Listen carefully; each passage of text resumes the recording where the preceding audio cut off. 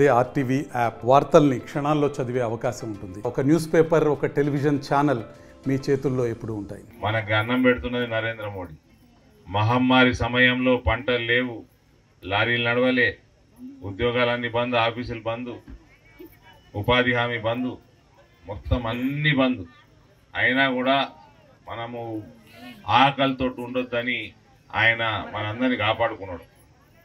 ఎన్నడూ కూడా భారతదేశము ఇంతకుముందు ప్రపంచంలో ఎప్పుడు మహమ్మారి అయినా వ్యాక్సిన్లు ఎప్పుడు బయట దేశాలు అమెరికానో ఇంకోనో వాళ్ళు ఎప్పుడు తయారు చేసి వాళ్ళు వాడుకున్నాక లాస్ట్లో భారతదేశానికి వచ్చి ఇవాళ ఇంత పెద్ద మహమ్మారి వస్తే మనము వ్యాక్సిన్ తయారు చేసుకొని మన 140 కోట్ల భారతీయులకి 2 డోసులు ఇచ్చి 150 దేశాలు గరీబ్ దేశాలకి పంపిణీ ఉచితంగా చేసింది భారతదేశం. ఇవాళ నరేంద్ర మోడీ నాయకత్వంలో విశ్వ గురువుగా మిగిలిపోతుంది భారతదేశం. మనందరికీ గ్యాస్ కనెక్షన్లు ఇచ్చిండు. ఉజ్వల సిలిండరు 350 రూపాయలు తక్కువ ధరకు వస్తుంది. అదే రకంగా మనందరికీ మన మహిళా సంఘాల గ్రూపులకి 1000 కోట్ల లోన్లు ఇచ్చిండు. మీకు అన్ని గ్రూపులలో ఉన్నారు కదమ్మా, మీకు లోన్లు ఉన్నాయి కదా. అది ప్రతి రూపాయి నరేంద్ర మోడీ కేంద్ర ప్రభుత్వంకి వెళ్ళి వస్తుంది. దాని మీద వడ్డీ రాయితీ 5% వడ్డీ రాయితీ నరేంద్ర మోడీ ఇస్తున్నాడు. కాంగ్రెస్ వాడు ఇస్తలేడు 4%. ఇంతకుముందు ఒకప్పుడు రాష్ట్ర ప్రభుత్వాలు ఇస్తుండే 4%, మీకు పావులా వడ్డీ పడుతుండే. ఇప్పుడు అది కూడా లేదు. భారతీయ జనతా పార్టీ రాష్ట్రాలలో 10 పైసల వడ్డీ పడుతుంది భారతీయ జనతా పార్టీ పాలించే రాష్ట్రాలలో. కాబట్టి ఇప్పుడు ఆ లోన్ల మీద 5 రూపాయల వడ్డీ రాయితీ ఇవన్నీ కూడా నరేంద్ర మోడీ ఇస్తున్నాడు. కాంగ్రెస్ పార్టీ వాడు మనల్ని ముంచేసిండు.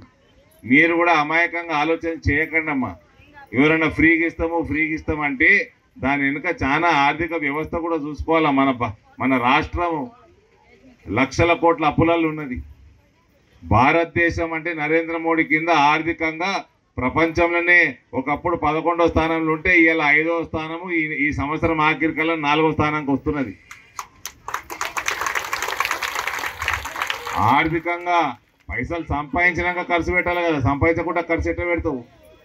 ఫ్రీగా ఇచ్చేస్తాము, నేను వెన్నెలను తీసుకొని వచ్చి ఇస్తా.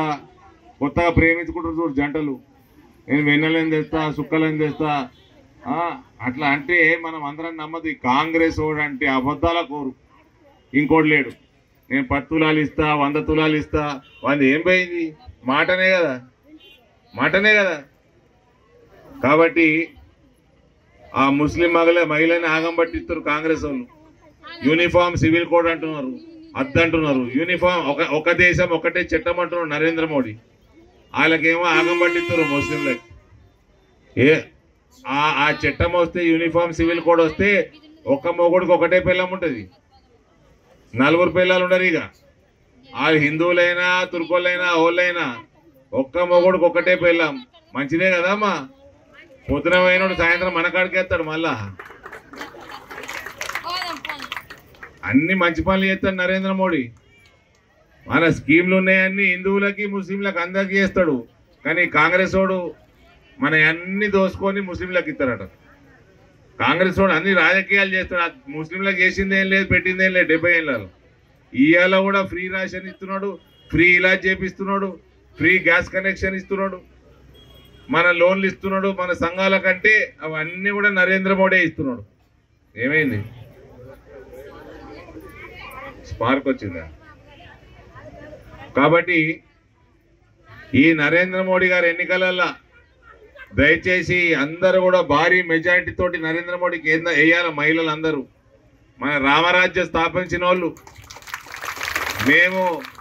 మేమైనా వాగ్దానం ఇస్తే కిందవాడి మీదవాడి ఏదో ఒకటి చేసి తీసుకొస్తాం. పసుపు పొడి తెస్తా అన్నాం, తెచ్చినాము. పసుపు రేట్లు పెంచుతా అన్నాము. అసలు ఎన్నడూ లేకుండా రేట్లు, ఎన్నడూ పసుపు రైతులు ఎన్నడూ చూడని రేట్లు చేసినాము. 20,000 రూపాయలు దాటించినాం పసుపు రేటు. నేను మళ్ళీ చెప్తా ఉన్నా, మీడియా ఉన్నది ఈడ. నెల రోజుల లోపల చెరుకు ఫ్యాక్టరీలు తెరిపించి దాన్ని నడిపించే బాధ్యత మేము తీసుకుంటాం. సంసారం నడుస్తుంది. మొగుడు సంపాదించుకొని వస్తాడు, భార్య పైసలు తీసుకుంటుంది, మార్కెట్ పోతుంది, కూరగాయలు సరుకులు ఏమేమి అవసరమో అన్ని కొనుక్కొచ్చి అందరికి వండి పెట్టి ఇల్లు నడిపిస్తుంది. అవునా? ఈయన నరేంద్ర మోడీ మొగుడు నడుస్తుంటాడు, బాగా సంపాదిస్తున్నాడు, తెచ్చిస్తున్నాడు. ఈ కేసీఆర్ నాకేమో మొన్నటిదాకా పెళ్ళాం లేకుండే, ఇప్పుడు ఏంటి రేవంత్ పెళ్ళాము పైసలు తీసుకుంటున్నారు, పైసలన్నీ ఆగం పట్టిస్తున్నారు. భారతీయ జనతా పార్టీ ప్రభుత్వాలు ఉంటేనే అక్కడక్కడ రాష్ట్రాలలో సంసారాలు మంచిగా నడుస్తున్నాయి. ఈ రేవంత్ రెడ్డి పైసలు తీసుకుంటున్నాడు, ఆగం పట్టిస్తున్నాడు, పైసలు మింగుతున్నాడు, ఇల్లు కట్టిస్తలేడు.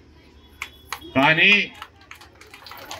మన భారతదేశంలో ఉన్న సిస్టము, దేశం ఆడికెళ్ళి పైసలు వచ్చినప్పుడు రాష్ట్ర ప్రభుత్వాల ద్వారానే రావాలి. ఎందుకంటే రాష్ట్ర ప్రభుత్వాలను కూడా మీరే ఎన్నుకున్నారు, ప్రజలే ఎన్నుకున్నారు.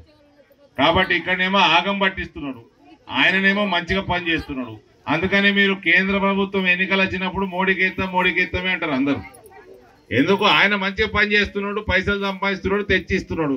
ఇక్కడ ఏంగానే ఈ కేసీఆర్ మొన్నటిదాకా ఆయన బిడ్డ కోసము, కొడుకు కోసము కాళేశ్వరం అని, భగీరథ అని, ఆ మిషన్ భగీరథ నీళ్ళు వస్తున్నాయా? వస్తున్నాయా?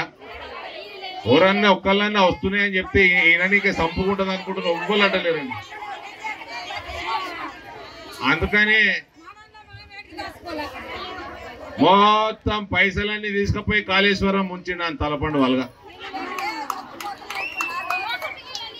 ఇప్పుడేమో ఈ ముఖ్యమంత్రి ఏమో గాడిద గుడ్డు మోసుకొని తిరుగుతా ఉన్నాడు. మొత్తం అందరు దోసుకున్నాడే అమ్మా. నేను చెప్తున్నామ్మా,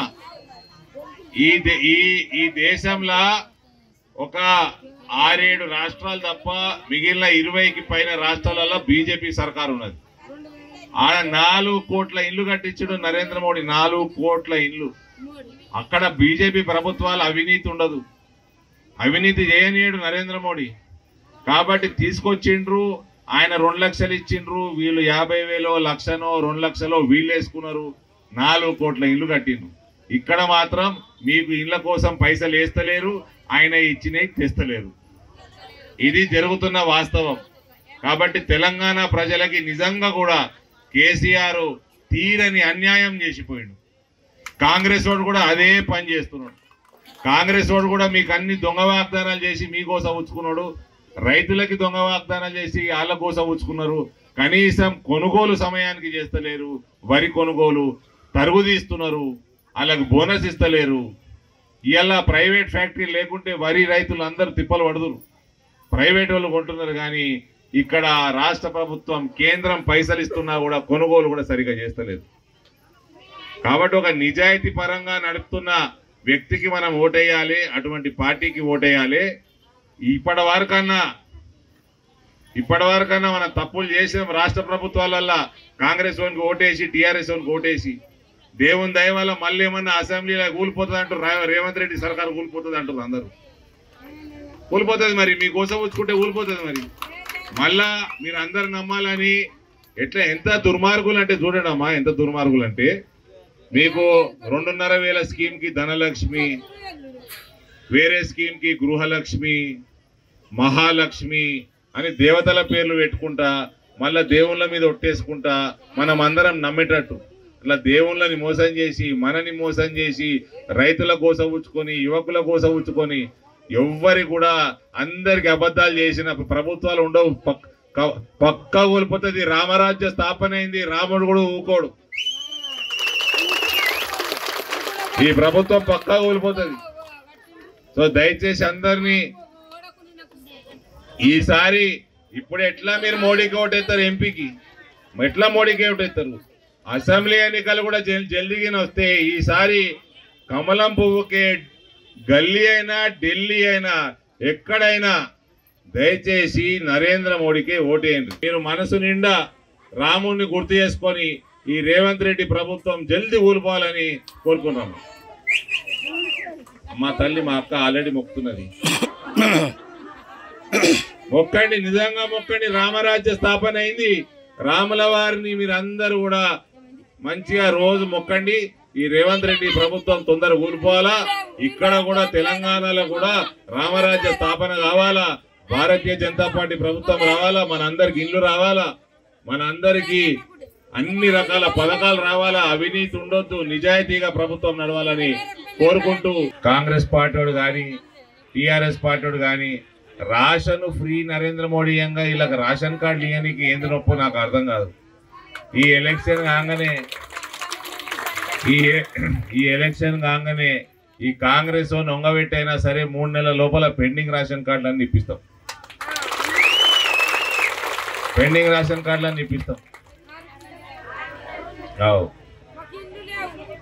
అన్ని మాది రాష్ట్ర ప్రభుత్వం కాదు, కేంద్ర ప్రభుత్వం అయినా రాష్ట్ర ప్రభుత్వంతో అలా నొంగబెట్టాయని ఇప్పిస్తామమ్మా. 3 నెలలు ఇప్పిస్తాం. నమస్తే అండి. ఇది వ్యాపారం గురించి కాదు, ఓటు గురించి. ఎన్నికల్లో ఓటు వేయడం మన హక్కు మాత్రమే కాదు, కర్తవ్యం. ఎంతో మంది మహా నేతలు శ్రమించి ప్రాణత్యాగం చేసి ఈ అవకాశాన్ని మనకిప్పించారు. అందరూ ఓటు వేద్దాం. ఎందుకంటే ఓటు హక్కు ఊరికే రాదు. నా ఓటు ఎవరికో తెలుసా? అది సీక్రెట్ అండి.